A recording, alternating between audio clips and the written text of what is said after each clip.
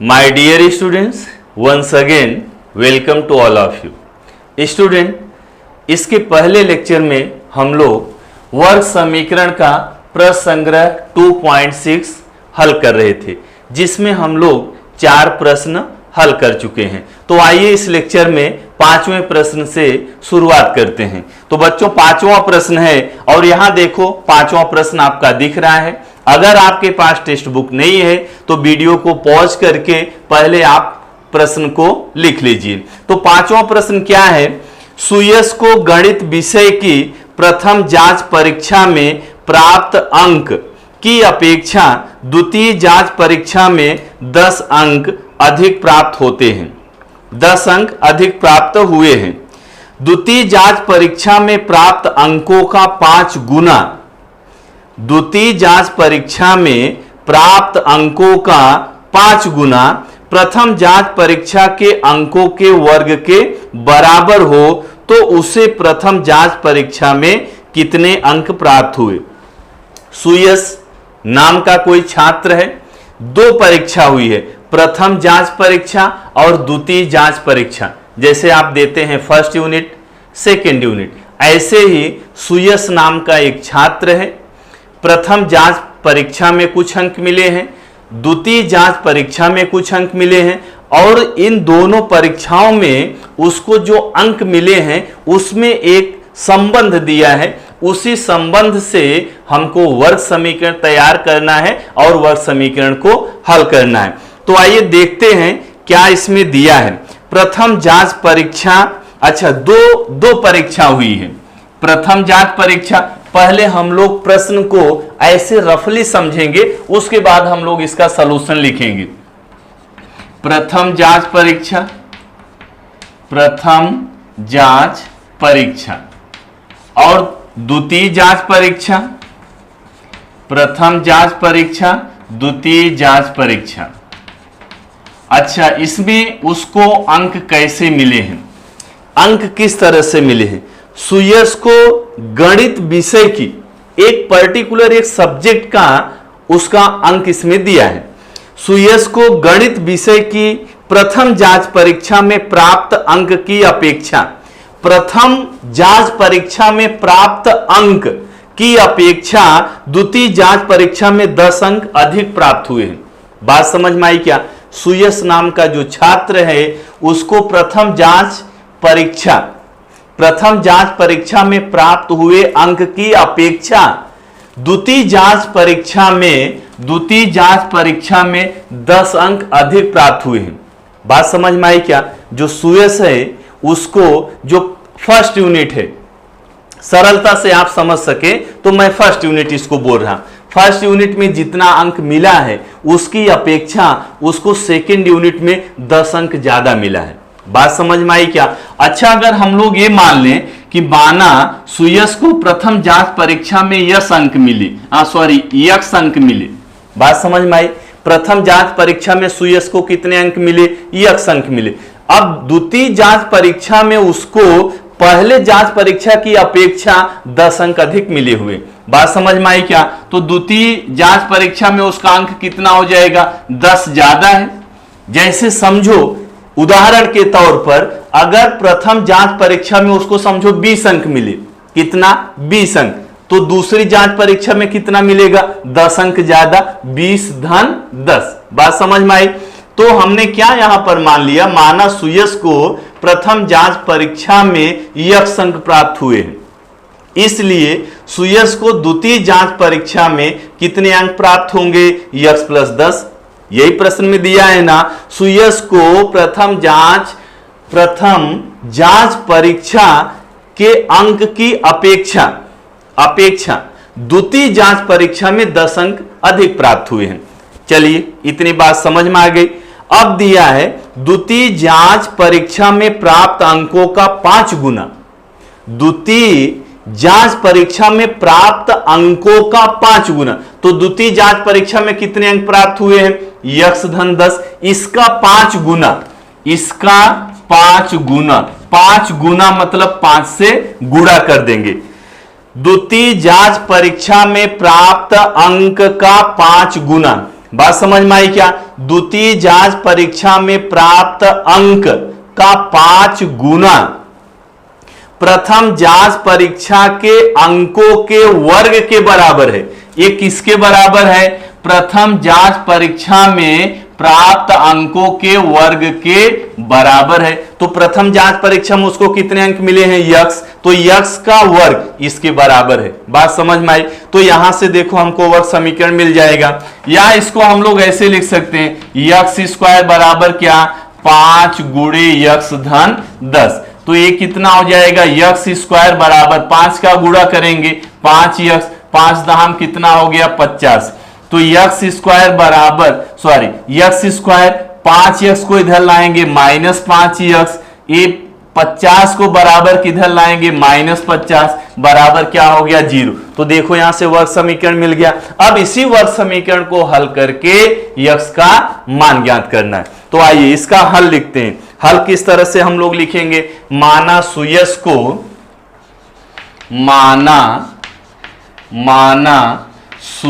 को प्रथम जांच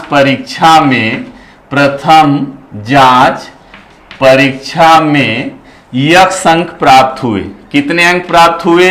यक्स अंक प्राप्त हुए। बराबर, बात समझ में आ गई? देखो यहां वही आपको मैंने समझाया कि प्रथम जांच परीक्षा में हमने क्या मान लिया? सुयश को कितने अंक प्राप्त हुए? यक्स अंक प्राप्त हुए। इसलिए सुयश को द्वितीय जांच परीक्षा में कितना अंक मिल जाएगा? बताओ। द्वितीय जांच परीक्षा में कितना अंक प्राप्त होगा? यक्स प्लस 10 अंक प्राप्त होगा। बात समझ में आई क्या? यहां तक बात समझ में आ गई? बात क्लियर हो गई? अब देखो वर्ग समीकरण बनाने के लिए जो शर्त दिया है, कौन सी शर्त दिया है? वर्ग समीकरण बनाने के लिए शर्त क्या दिया है? द्वितीय जांच परीक्षा में प्राप्त अंकों का 5 गुना। अब ऐसे लिखेंगे। अच्छा, यहां पर 2 चीज लिख सकते हैं, या तो आप पूरी की पूरी शर्त ही लिख डालो, या तो सिर्फ लिख दो प्रश्नानुसार, दोनों चलेगा। चाहे तो पूरी शर्त लिख डालो और चाहे तो सिर्फ क्या लिख देंगे? प्रश्नानुसार। तो चलिए यहां हम लोग क्या लिख दे रहे हैं? प्रश्नानुसार। या ऐसे लिख सकते हैं प्रश्न के आधार पर। तो प्रश्न में क्या दिया है? द्वितीय जांच परीक्षा में प्राप्त अंकों का 5 गुना। द्वितीय जांच परीक्षा में प्राप्त अंक कितने हैं? यक्स धन 10 है, यही ना? यक्स धन 10 है। इसका 5 गुना किसके बराबर है? प्रथम जांच परीक्षा में प्राप्त अंक के वर्ग के बराबर है। तो प्रथम जांच परीक्षा में कितने अंक मिले हैं? यक्स, इसके वर्ग के बराबर है। मैंने यक्स का वर्ग पहले से इधर लिख दिया, कोई फर्क नहीं पड़ता। आप ऐसे लिखो यक्स स्क्वायर बराबर है, या ऐसे बोल सकते हैं यक्स स्क्वायर बराबर है। अरे जैसे कहीं ऐसे लिखा यक्स स्क्वायर बराबर यक्स बराबर वाई, तो इसका मतलब क्या? वाई बराबर यक्स, दोनों एक ही बात हुई। तो चलिए इसको हम लोग हल कर लेते हैं। यक्स स्क्वायर बराबर 5 का गुणा करेंगे 5 यक्स, 5 दहम कितना हो गया? 50।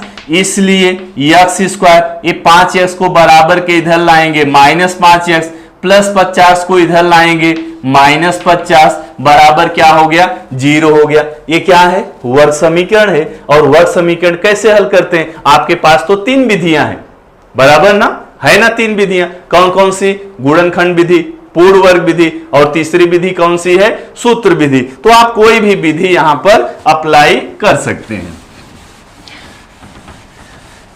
तो कोई भी विधि यहां पर आप अप्लाई कर सकते हैं। तो आइए कौन सी विधि हम लोग यहां पर लगाएंगे? गुणनखंड विधि। तो गुणनखंड विधि से इसको हम लोग हल करेंगे। तो गुणनखंड विधि से हमने बताया था आपको, ऐसे एक बना लेना है आपको।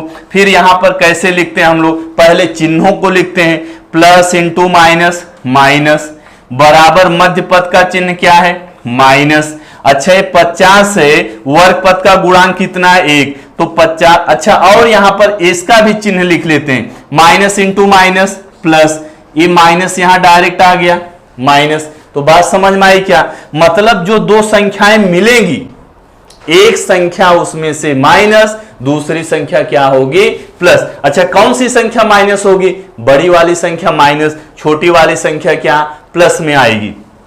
तो ये देखो 50 है, ये वर्ग पद है, इसका गुणांक कितना 1, तो 50 का गुणा 1 से करेंगे कितना आ जाएगा 50। मध्य पद का गुणांक कितना है 5, यहां लिख देंगे 5। तो संख्याएं आपको निकालने आता है, मैं निकाल दे रहा हूं। 10 पंजे 50, ये देखो माइनस इंटू प्लस माइनस, 10 पंचे कितना 50। ये देखो दोनों विपरीत चिन्ह है ना, और विपरीत चिन्ह में मतलब अंतर, 10 और 5 का अंतर कितना 5, चिन्ह किसका? बड़ी संख्या का। तो दोनों शर्त यहां से संतुष्ट हो रही है, तो मतलब संख्याएं कौन सी हो जाएंगी?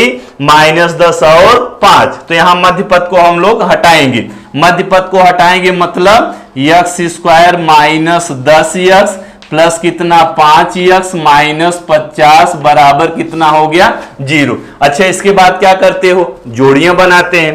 तो ये पहली जोड़ी हो गई, ये दूसरी जोड़ी। पहली जोड़ी में क्या कॉमन है? x कॉमन है, x कॉमन ले लो, बचा क्या x माइनस 10। दूसरे ब्रैकेट में भी यही आना चाहिए, क्या आना चाहिए? x minus 10। तो x माइनस 10, x लाने के लिए यहां पर क्या कॉमन लेंगे? +5। तो बचा क्या x, माइनस को प्लस से डिवाइड करेंगे माइनस, 50 को 5 से डिवाइड करेंगे 10। तो वापस फिर से देखो, x माइनस 10 कॉमन हो गया दोनों में, तो यहां से मैं लिख रहा हूं x माइनस 10 कॉमन हो गया। बचा क्या यहां पर? x धन 5। क्या बच रहा है? x धन 5 बराबर कितना 0। बात समझ में आई क्या? अब इन दोनों गुणनखंडों का गुणनफल क्या है? 0 है। तो एक बार इस गुणनखंड को बराबर 0, फिर इस गुणनखंड को बराबर 0 लिखेंगे। तो यहां पर इसलिए x माइनस 10 बराबर 0 या x प्लस 5 बराबर क्या हो जाएगा 0। तो यहां से x बराबर -10 इधर ले गए +10, x का मान +10 आ गया, या यहां से x बराबर क्या आ गया -5 आ गया। बात समझ में आई क्या? x के कितने मान मिल गए? 2 मान मिल गए। अब देखना यह है कि क्या दोनों मान संगत हैं। संगत मतलब क्या दोनों मान हम लोग कंसीडर कर सकते हैं, दोनों मानों को सही मान सकते हैं क्या? या तो ऐसा तो नहीं है कि एक मान असंगत है एक मान संगत है। संगत और असंगत कैसे चेक करेंगे? तो आइए यहां से देखते हैं हम लोग। x क्या माना है आपने? माना सुयश को प्रथम जांच परीक्षा में कितने अंक मिले? x अंक मिले। सुयश को प्रथम जांच परीक्षा में कितने अंक मिले? x अंक मिले। मतलब x को हमने अंक माना है। तो कोई भी परीक्षा हो, आप ऋणात्मक अंक नहीं पाते हैं क्या कि सर मेरा ये एग्जाम हुआ उसमें मुझे -10 मिला, ऐसा हो सकता है क्या? ऐसा संभव नहीं है। अरे आपको बहुत मिलेगा तो 0 अंक मिलेगा, अगर आपने सब गलत लिखा तो क्या मिलेगा 0, लेकिन ऋणात्मक अंक नहीं मिलता है। अच्छा, लेकिन कभी कभी होता है कि कोई टीचर जो सुपरविजन कर रही होती है, अगर आप कॉपी कर रहे हो, नकल कर रहे हो, टीचर को तंग कर रहे हो, तो टीचर क्या करते हैं? गुस्से से माइनस लिख देते हैं, लेकिन वो आपका अंक नहीं होता है। तो बात समझ में आ रही क्या? अंक जो है ऋणात्मक नहीं हो सकता है। तो यहां पर क्या लिखेंगे? चूंकि अंक ऋणात्मक नहीं होता है, अंक ऋणात्मक नहीं होता है। तो इसका क्या मतलब हुआ अंक ऋणात्मक नहीं होता है? इसका मतलब ये हुआ कि जो x है ना, ये -5 के बराबर नहीं हो सकता। तो x -5 के बराबर नहीं हो सकता तो किसके बराबर होगा? 10 के बराबर। मतलब ये मान जो है संगत है, यह मान क्या है? असंगत है। तो बात समझ में आई क्या? तो प्रश्न में क्या पूछ रहा था? उसे प्रथम जांच परीक्षा में कितने अंक प्राप्त हुए? तो प्रथम जांच परीक्षा का ही अंक x माना है ना, तो यहां पर क्या लिख देंगे? अतः सुयश को प्रथम जांच परीक्षा में कितने अंक प्राप्त हुए? 10 अंक प्राप्त हुए। बात समझ में आई क्या? अच्छा, मैं अगर इसमें एडिशनल क्वेश्चन जोड़ दूं, अगर मैं आपसे पूछूं सुयश को द्वितीय परीक्षा में कितने अंक मिले, तो आप क्या बताएंगे? द्वितीय जांच परीक्षा में क्या है? x + 10 है। प्रथम जांच परीक्षा से 10 अंक उसको अधिक मिला है, तो इसमें 10 अंक, तो दूसरे में कितना हो जाएगा, 10 धन 10 बराबर 20, मतलब वो भी निकाल सकते हैं। तो इसका फाइनल आंसर क्या लिखेंगे, अतः सुयश को प्रथम जांच परीक्षा में 10 अंक मिले। बात समझ में आई क्या? तो चलिए सॉल्यूशन को नोट कर डालिए। तो आइए बच्चों देखते हैं अगला प्रश्न। अगला प्रश्न मतलब छठवां प्रश्न। छठवां प्रश्न यहां देखो स्क्रीन पर दिख रहा है। अगर आपके पास टेक्स्ट बुक नहीं है तो पहला काम है आपका प्रश्न को लिख लेना। अच्छा, सवाल जब हम लोग हल करते हैं उसके पहले आप ना सवाल को कम से कम 2-3 बार पढ़ो, और तब तक पढ़ो कि उसमें दी गई जानकारी आपको ओरल याद हो जाए। बात समझ में आ गई क्या? अच्छा, तो प्रश्न क्या है, श्री कासम का मिट्टी के बर्तन बनाने का कुटीर उद्योग है। श्री कासम कोई नाम है, एक छोटा सा उनका कुटीर उद्योग है, जैसे छोटा मोटा बिजनेस है, मिट्टी का बर्तन बनाते हैं। कौन? श्री कासम। वे प्रतिदिन निश्चित संख्या में बर्तन बनाते हैं। प्रतिदिन निश्चित संख्या में बर्तन बनाते हैं, जैसे उनका एक टारगेट है कि हर रोज हमें, समझो उदाहरण के तौर पर 15 बर्तन बनाना है। उदाहरण के तौर पर प्रतिदिन निश्चित संख्या में बर्तन बनाते हैं, मतलब 15, अगर उन्होंने टारगेट फिक्स कर लिया कि मुझे 15 बर्तन हर रोज बनाना है, प्रत्येक दिन 15-15 बनाते हैं। तो श्री कासम का मिट्टी के बर्तन बनाने का कुटीर उद्योग है, वे प्रतिदिन निश्चित संख्या में बर्तन बनाते हैं। तो यहां तक बात समझ में आ गई। श्री कासम कोई नाम है, मिट्टी का बर्तन बनाने का उनका कुटीर उद्योग है, और प्रतिदिन निश्चित संख्या में बर्तन बनाते हैं। अब आगे क्या है, प्रत्येक बर्तन का लागत मूल्य, प्रत्येक बर्तन का लागत मूल्य बनाए गए बर्तनों की संख्या के 10 गुने से 40 रुपए अधिक होता है। अब ये कंडीशन जो है महत्वपूर्ण है। प्रत्येक बर्तन का लागत मूल्य बनाए गए बर्तनों की संख्या के 10 गुना से 40 रुपए अधिक है।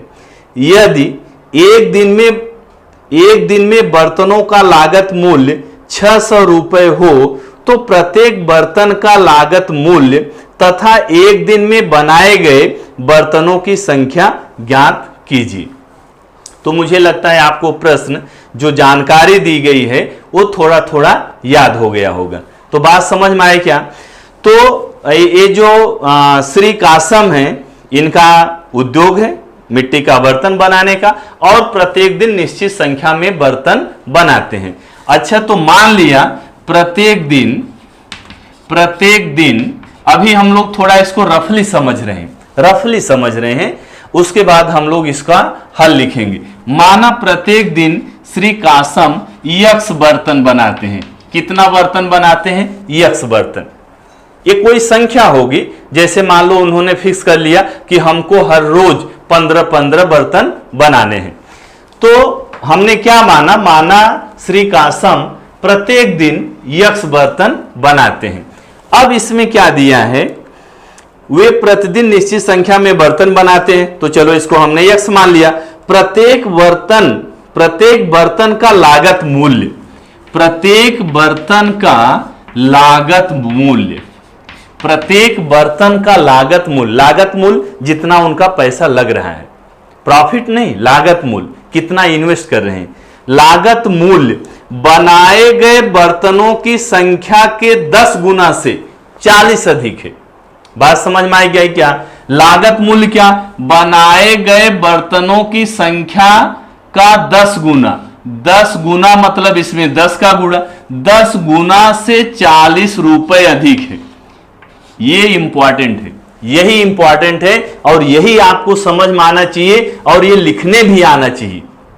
बात समझ में आई क्या? श्री कासम प्रत्येक दिन निश्चित संख्या में बर्तन बनाते हैं, तो हमने मान लिया कि प्रत्येक दिन यक्स बर्तन बनाते हैं। और लागत मूल्य क्या दिया है? लागत मूल्य दिया है बनाए गए बर्तनों की संख्या के 10 गुना, समझ में आया ना। बनाए गए बर्तन की संख्या कितना यक्स, इसका 10 गुना, 10 गुना मतलब इसमें 10 गुणा कर दिया, 10 गुना से 40 रुपए अधिक है, 40 रुपए अधिक है तो 40 इसमें जोड़ दिया। बात समझ में आई क्या। अच्छा इसके बाद यदि एक दिन में बर्तनों का लागत मूल्य 600 रुपए हो, बात समझ में आई क्या। ये जो है लागत मूल्य ना, ये प्रत्येक बर्तन का एक बर्तन का मूल्य इतना हो जाएगा, एक बर्तन का मूल्य इतना हो जाएगा। यदि एक दिन में बर्तनों का लागत मूल्य 600 रुपए हो, एक दिन में बर्तनों का लागत मूल्य 600 रुपए हो। अच्छा एक दिन में पूरे बर्तनों का लागत मूल्य आप कैसे निकालोगे। चलिए एक संख्या द्वारा हम लोग इसको ले लेते हैं। मान लिया कासम जो है एक दिन में 5 बर्तन बनाते हैं। कितने बर्तन बनाते हैं, 5 बर्तन।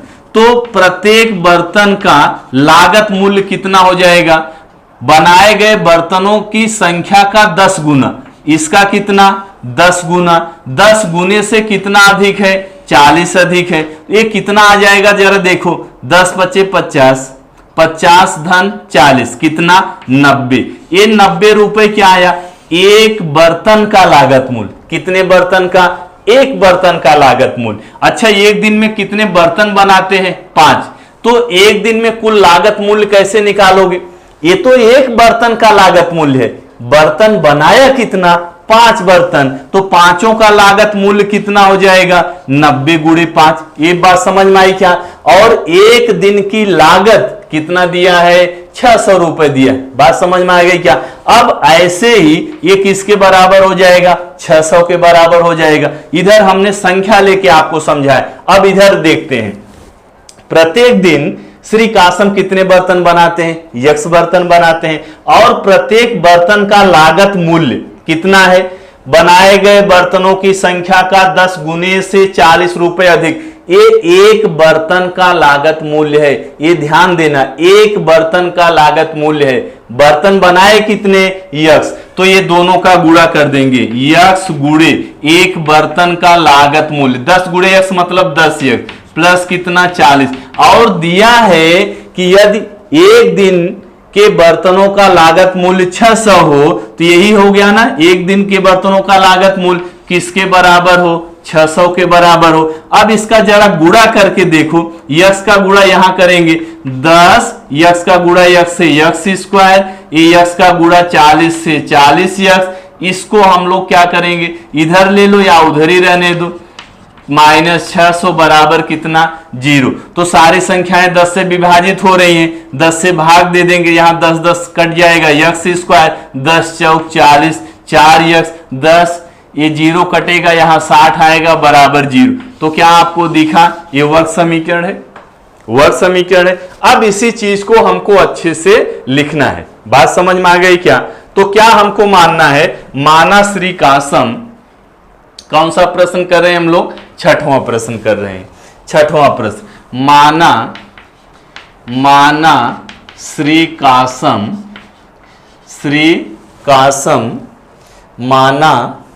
माना श्री कासम प्रत्येक दिन यक्स बर्तन बनाते हैं। कितने बर्तन बनाते हैं, यक्स बर्तन बनाते हैं। अच्छा ये बर्तन किसके हैं, मिट्टी के बर्तन हैं। तो मिट्टी के बर्तनों का नाम मालूम है क्या, अच्छा मिट्टी के बर्तनों का नाम मालूम है क्या, नहीं मालूम होगा शायद। अच्छा मालूम होगा तो मुझे मैसेज करना। तो माना श्री कासम प्रत्येक दिन यक्स बर्तन बनाते हैं। प्रत्येक बर्तन का लागत मूल्य, इसलिए प्रत्येक बर्तन का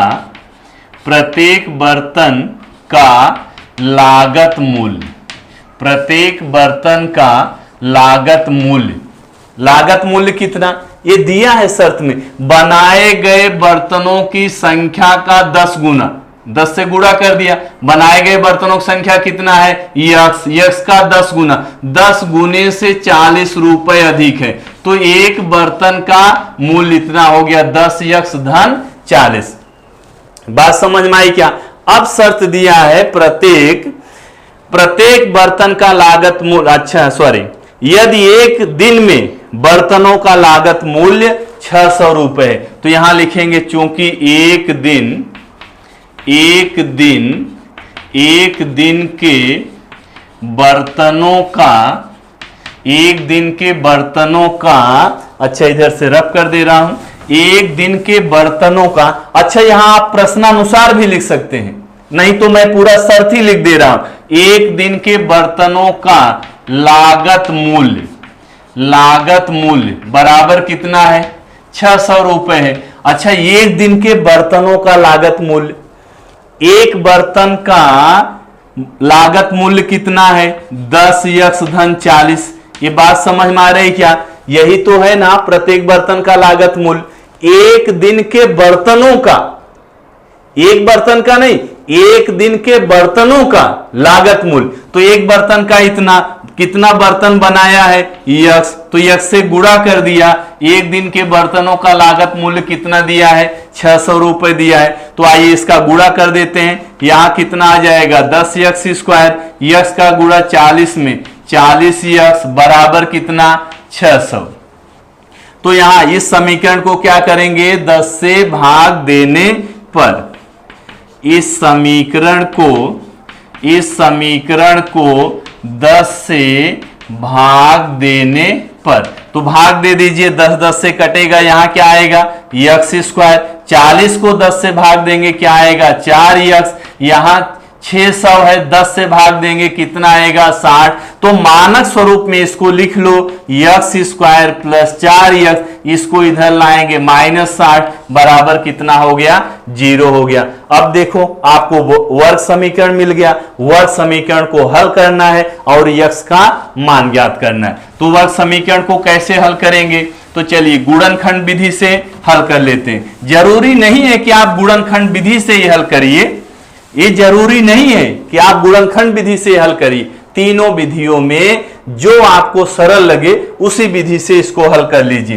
तो चलिए गुणनखंड विधि से, ये देखो प्लस इंटू माइनस, यहां पर माइनस, मध्य पद का चिन्ह प्लस, यहां प्लस, प्लस इंटू माइनस, यहां माइनस, ये प्लस चिन्ह यहां पर आ गया बराबर। इतना बात समझ में आई? इसको मैं थोड़ा जल्दी जल्दी बता रहा हूं, क्यों?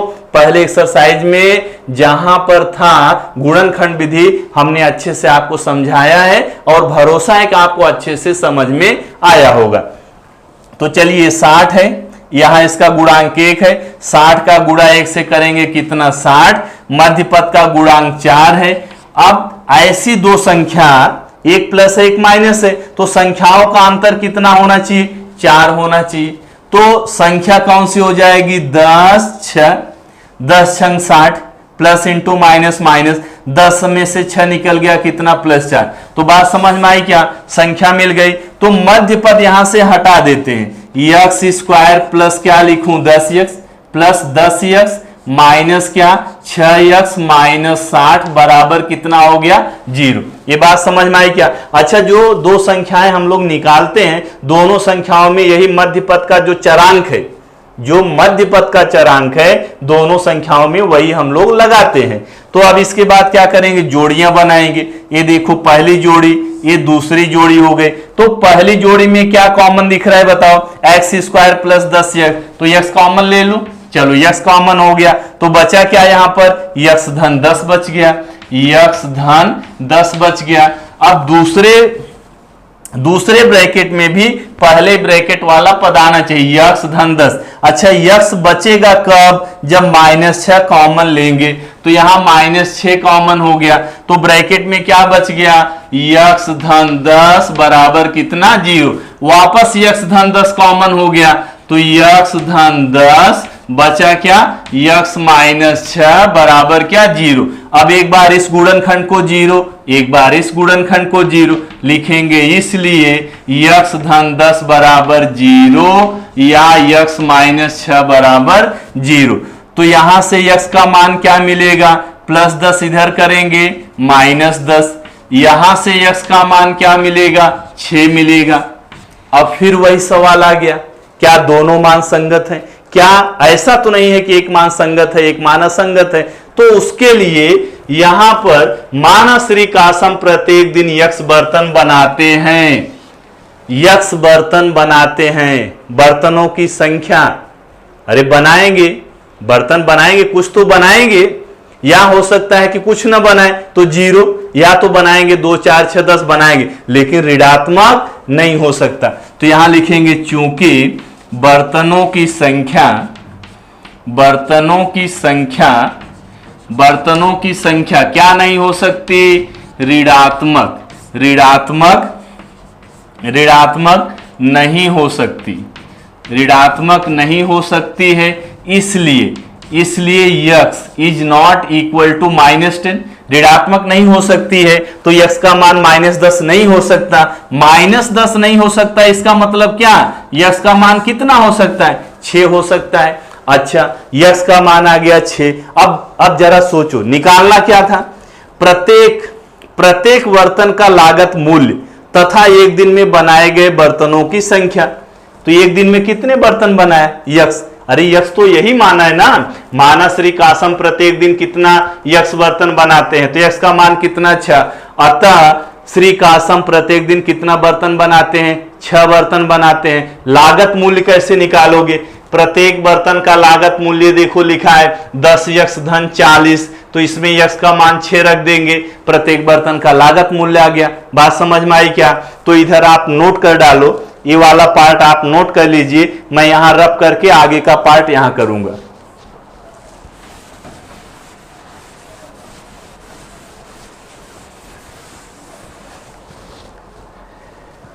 तो यक्स का मान कितना आ गया, यक्स का मान आ गया 6, तो क्या लिखेंगे, यक्स का मान 6। अच्छा, हम लोग लागत भी निकाल ले रहे हैं, तथा लागत प्रत्येक बर्तन, प्रत्येक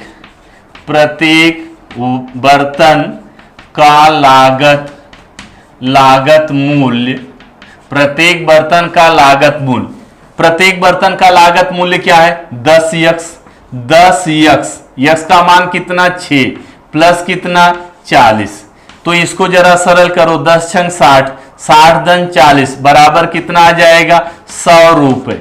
बात समझ में आई क्या, एक दिन में श्री कासम 6 बर्तन बनाते हैं और प्रत्येक बर्तन का लागत मूल्य कितना है, 100 रुपए है। तो आंसर अब लिख देंगे, अतः श्री कासम, आंसर लिख लेंगे ना, अतः श्री कासम प्रत्येक दिन 6 बर्तन बनाते हैं और प्रत्येक बर्तन की लागत, प्रत्येक बर्तन का लागत मूल्य 100 रुपए है। आंसर को चेक कैसे करोगे कि आंसर आपका राइट है, एक दिन में कुल बर्तनों का लागत मूल्य कितना दिया था, 600, तो बर्तन कितना बनाया, 6, एक बर्तन के पीछे कितना लागत लग रही है, 100, तो कुल एक दिन में बर्तनों का लागत मूल्य कितना हो गया, 100 गुणे 6 बराबर कितना, 600। बात समझ में आ गई क्या, तो चलिए अब सॉल्यूशन को नोट कर लीजिए।